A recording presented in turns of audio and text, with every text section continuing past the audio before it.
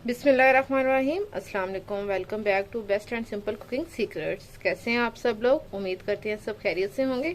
आज मैं आपको बता रही हूँ एक रेमेडी दायमी कब्ज़ को ख़त्म करने के लिए, मैदे के मसाइल को ख़त्म करने के लिए। बहुत ही ईजिली ये रेमेडी बन जाती है और बहुत ही जल्दी इससे फ़र्क पड़ता है। 2 से 3 दफ़ा यूज़ करने से ये आपको वाज़िया फ़र्क नज़र आएगा। सो रेमेडी स्टार्ट करते हैं। यहाँ मैंने ली है कलवंजी। हर मर्ज बीमारी की शिफा है कलवंजी।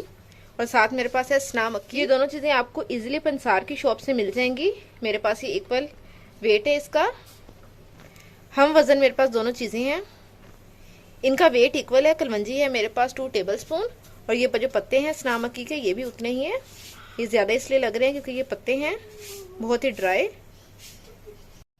एक मिक्सर में इन दोनों चीज़ों को डाल के हम अच्छे से ग्राइंड कर लेंगे। ब्लेंडर में डाल के अच्छे से मिक्स करेंगे, इसे पाउडर फॉर्म बना लेंगे। पाउडर फॉर्म बना लिया हुआ है इसका। अब इसे एक बाउल में शिफ्ट करेंगे। अब इसके अंदर हम ऐड करेंगे हनी, शहद है मेरे पास। हम डालेंगे 1 टीस्पून शहद, इसकी गोलियां बनाने के लिए अच्छे से मिक्स कर लेंगे। शहद डाल के मैंने अच्छे से मिक्स कर लिया हुआ है। मैंने 2 टीस्पून शहद डाला है। आप उतना डालेंगे जितना इजीली बाइंड हो सके उस क्वांटिटी से। एक ही दफ़ा ज़्यादा नहीं डाल देना, आहिस्ता आहिस्ता डालना है।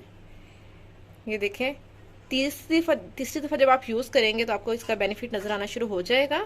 इसे रात को नीम गर्म दूध के साथ या पानी के साथ 2 गोलियां लेनी है डेली। तो आपके सारे जो बीमारियां हैं, मैदे के मसाइल हैं, दायमी कब्ज़ है, वो सब कुछ ख़त्म हो जाएगा।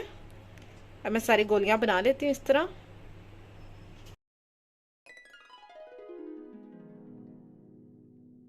बॉल्स रेडी हो चुके हुए हैं। ये देखें, इसे आप किसी भी कंटेनर में एयर टाइट करके रख सकते हैं 1 मंथ के लिए, फ्रिज के बगैर। गाइस ये देखिए, सना मक्की के बॉल्स बन चुके हुए हैं। आप भी इस रेसिपी को ज़रूर ट्राई कीजिएगा, इससे बहुत ही जल्दी अफाका होगा।